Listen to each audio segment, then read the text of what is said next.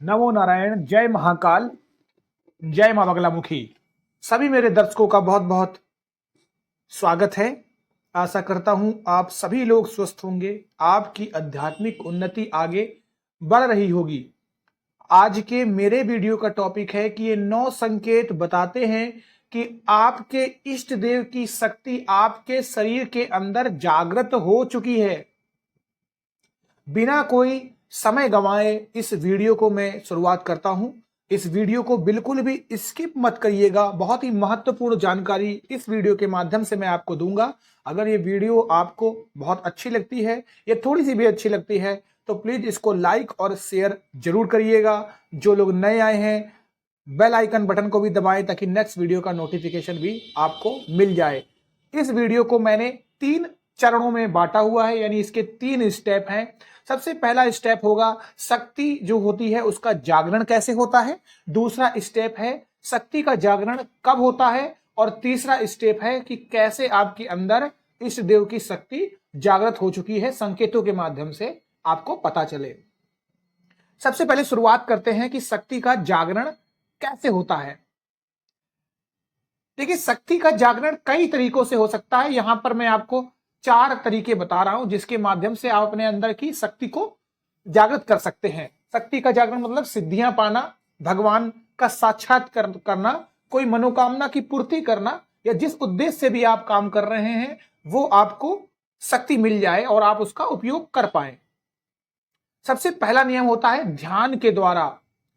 जब आप ध्यान करते हैं तो व्यक्ति अपने मन को शांत कर लेता है, आत्मा के साथ उसका संवाद होता है। ध्यान के द्वारा कोई भी इंसान अपने अंदर की अंतरात्मा की अनुभूति कर सकता है, आंतरिक शक्तियां जो होती हैं उसको जागृत कर सकता है। दूसरा तरीका होता है योग के द्वारा और प्राणायाम के द्वारा। आप योग और प्राणायाम के माध्यम से अपने शारीरिक, मानसिक और आध्यात्मिक शक्तियों को विकसित कर सकते हैं। प्राणायाम के द्वारा आप अपनी प्राण शक्ति को नियंत्रित कर सकते हैं और उसे अपनी शारीरिक और मानसिक स्वास्थ्य के लाभ के लिए उपयोग कर सकते हैं। इसी में थर्ड पॉइंट है सेवा और उपकार के द्वारा। सेवा और उपकार के माध्यम से व्यक्ति अपने अंतर आत्मा के साथ संबंध बनाता है और अपनी शक्तियों को उपयोग करता है। इसके अलावा सेवा के माध्यम से आप अपनी आत्मा को उन्नति कर सकते हैं और अंतर आत्मा की शुद्धिकरण कर सकते हैं।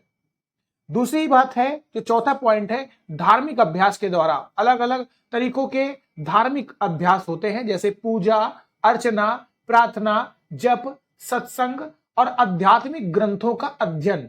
इन अभ्यासों के माध्यम से आप अपनी आत्मा को जानते हैं, अपनी आंतरिक शक्तियों को जानते हैं। इस तरीके से आप शक्ति का जागरण करते हैं। अब आती है शक्ति जागरण कब होती है। यह आपका दूसरा चरण है। जो मैंने 3 चरणों में बांटा था, यह दूसरा चरण है। सबसे पहला पॉइंट आता है कि शक्ति का जागरण साधना के उत्तरोत्तर चरणों में होता है। यह आध्यात्मिक यात्रा का एक पहला अनुभव होता है जिसमें कोई भी इंसान ध्यान के द्वारा, प्राणायाम के द्वारा, सेवा के द्वारा और उपासना के द्वारा आध्यात्मिक अभ्यासों को नियमित रूप से करता है। तो इस तरीके से शक्ति का जागरण का पहला तरीका होता है। दूसरा पॉइंट है कि शक्ति का जागरण आत्मिक अनुभवों के माध्यम से होता है, जैसे कि ध्यान के द्वारा। इसमें व्यक्ति अपने आत्मा का साक्षात्कार करता है और उसकी आवश्यकताओं को समझता है। अगला पॉइंट आता है किसी भी योग गुरु के मार्गदर्शन में। यदि आप किसी योग गुरु के मार्गदर्शन में उनके साथ शिक्षा लेते हैं, उनके साथ संवाद करते हैं, उनके साथ सिद्धि, अर्चना, पूजा, जब तब कुछ भी करते हैं तो इस तरीके से आपकी शक्तियां जागृत हो जाती है, जिसे हम एक तरीके से कहते हैं कि आप गुरु दीक्षित हैं कि नहीं हैं। उसके बाद आप मंत्र का उपासना करेंगे, उसके उत्कीर्णन करेंगे, जाप करेंगे, हवन करेंगे, अर्पण तर्पण मार्जन करेंगे, धार्मिक अनुष्ठान करेंगे, पूजा करेंगे, हवन करेंगे। इसके द्वारा आप अपने अंदर एक ऊर्जा का अनुभव करते हैं और अपने इष्ट देव के साथ संवाद करते हैं। तो इस तरीके से भी शक्ति का जागरण आपके अंदर होता है। अब चलते हैं उन 9 पॉइंट के ऊपर, यानी इस पूरे वीडियो का सबसे लास्ट स्टेप। कैसे पता चलेगा, किन संकेतों के माध्यम से पता चलेगा कि आपके इष्ट देव आपके अंदर आ चुके हैं, उनकी शक्ति आपके अंदर है। अगर आपके मन में अपने इष्ट देव के प्रति गहरी भक्ति है, समर्पण की भावना है, तब आपका ईश्वर से साक्षात्कार हो चुका है।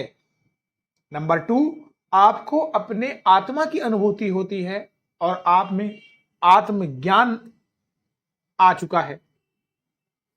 नंबर 3, आपके द्वारा अपने इष्ट देव के प्रति नियमित ध्यान आप करते हैं और आपके विचार बदल गए हैं। आप सबको एक ही रूप रेखा से देखते हैं, प्राणियों में भेद नहीं करते हैं। अगर आप सब अनुष्ठानों को पालन तरीके से करते हैं, यानी जैसे पूजा, ध्यान और सेवा।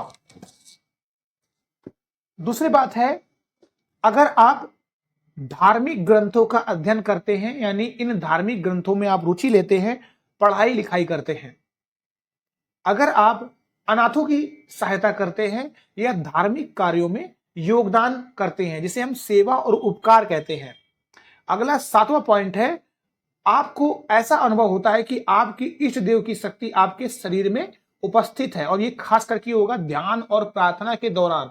आपको अत्यधिक गर्मी लगेगी, रोंगटे खड़े हो जाएंगे, ऊर्जा का आभास होगा, आपको रोने का मन करेगा, आप ऐसे लगेगा कि भगवान से हम कनेक्टेड हैं। और ये कब होगा? ध्यान और प्रार्थना के समय।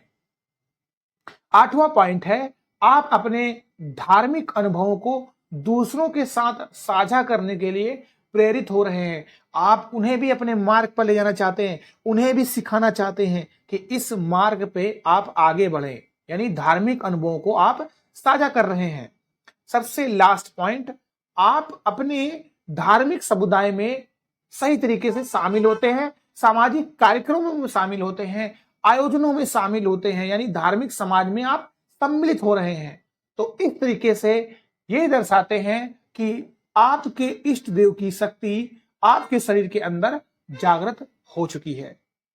तो अगर आपने इस वीडियो से थोड़ा बहुत भी सीखा है तो प्लीज इस वीडियो को ज्यादा से ज्यादा शेयर और लाइक जरूर करें। मैं आशा करता हूं कि आपको ये वीडियो पसंद आया होगा। मैं अपने इष्ट श्री हरिनारायण विष्णु से यही कामना करता हूं, आप सभी लोगों की सभी मनोकामनाएं पूर्ण हो। आप सभी लोग मुझे इजाजत दीजिएगा, खुश रहिएगा, स्वस्थ रहिएगा। नमो नारायण, जय महाकाल, जय मां बगलामुखी।